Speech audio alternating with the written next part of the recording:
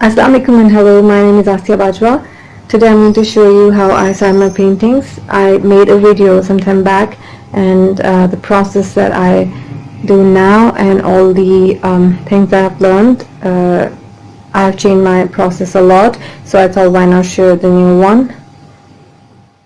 The first thing that I do differently now is that I don't sign my painting when it's finished.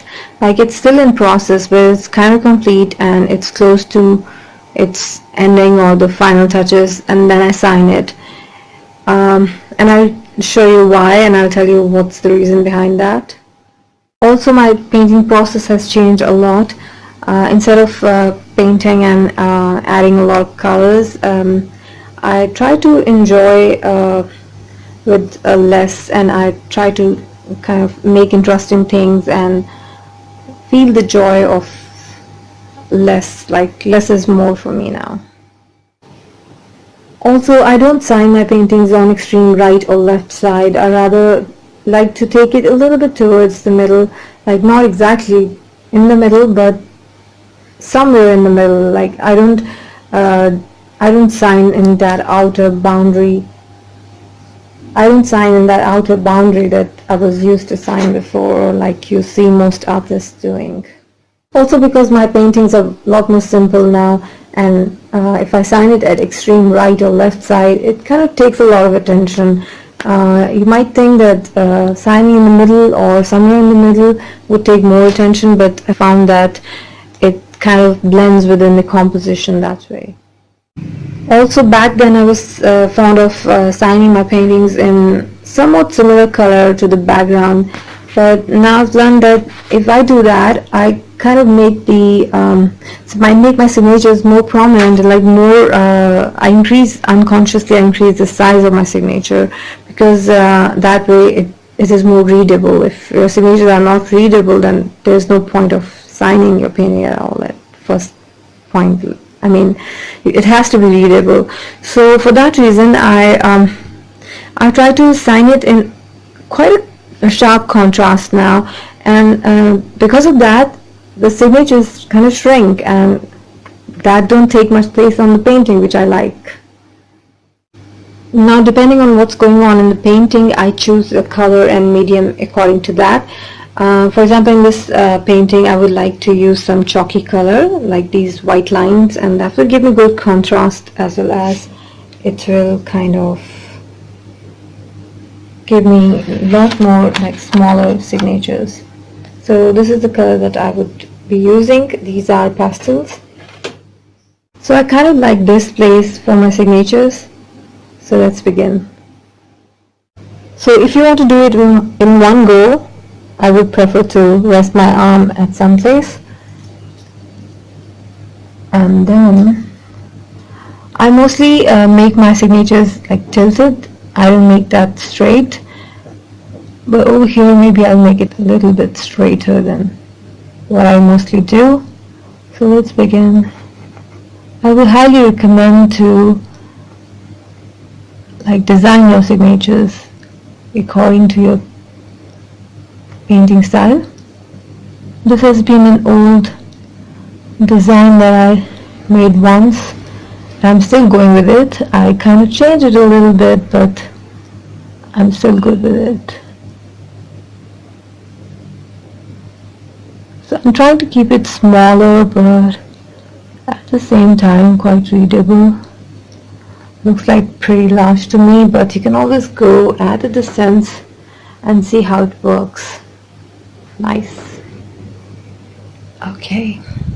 So doesn't matter. I can always remove it easily with wet like tissue paper. Okay. I like to make this S a little longer. Feels like black border and white chalk to me, which I kind of enjoy. Make a video on how to sign your painting. I get so lost while I'm signing that, like, I get so involved, I must say, while signing, that I completely go out of focus. But I hope that I can show you now. That's how my signatures are. I better ask someone to film instead of doing it by myself because I completely get lost into like signing and all that.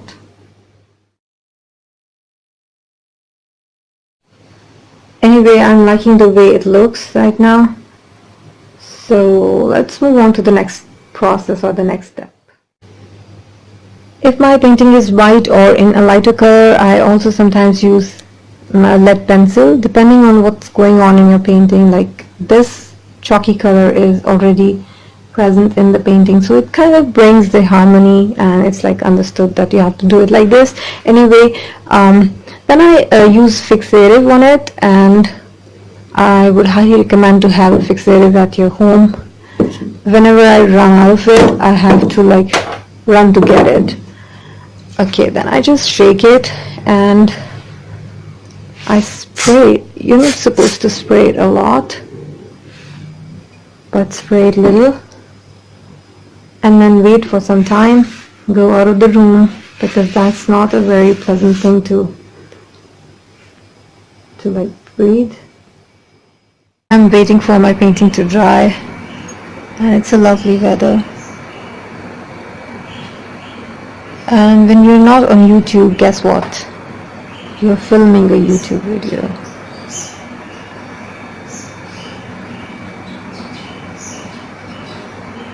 It's so cold right now, and it's like mid of summer. It has been raining all day. Okay, now the fixative is dry. After that, what I do is I make my paint. I mix a lot of water in color so that there is a very low pigmentation, and just for a safer side, I take off excess water from the brush, and then with this brush I do a couple of coats on my painting, like wherever I want to, and also I kind of cover my signatures as well, so that it's like double protection for it. But I mostly paint that like keeping it on the floor, but I'll just, for demonstration purpose, I'll show you over here. I don't know how to film while keeping the painting on floor, so because it's a huge painting, so I'll just demonstrate it over here, but I think I'm going to create a hot mess. Let's just try. Yeah. So you can see that it has a very low pigmentation, and when it dries, it kind of becomes even more transparent. So I'll just cover my signatures like this first, and we'll let this area dry because we don't want to rub it, like we don't want to press it hard or rub it or rush for it. Just take it lightly.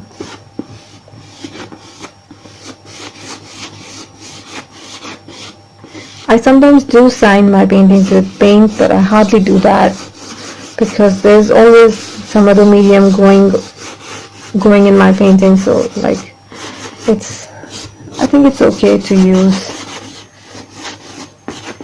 pick any medium from your painting.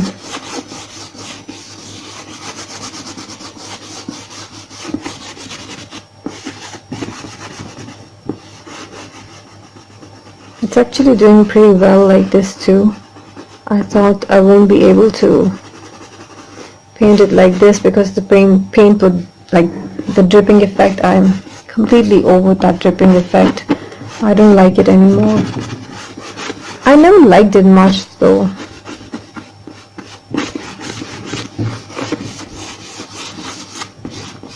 But I don't want to do that in my painting. Okay, when that first coat is dry, it's not yet dry, but whenever it is dry, I will just do a thin coat on it again. So I hope you have enjoyed and learned something from my process and my style of signing my painting and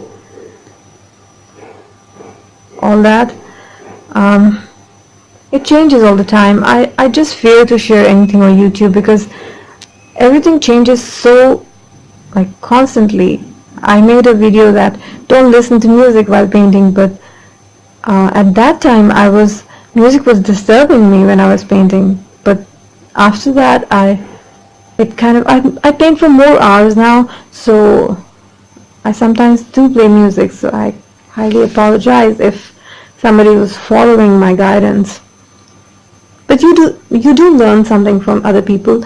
I do watch other people's video. I don't take everything like as it is, but I do have improvise things according to my own needs. So that's the basic point of demonstrating it. I'll see you next time. Goodbye. Wait, I completely forgot to tell you why I do all these quotes afterwards, like one or two or maybe three quotes. The reason for that is because I use such a sharp contrasting color. I don't want it to like stand out. That's not the point of using that color. So I just want to like make it more muted and to like take it away from the main surface. If that makes sense. I believe it makes a lot of sense. It makes a lot of sense to me, so that was the reason. Now I think it's quite dry. I'll do a little more coat and I'll show you the finished painting at the end of this video. I hope you like it. So when I cover my signatures, I'm quite careful.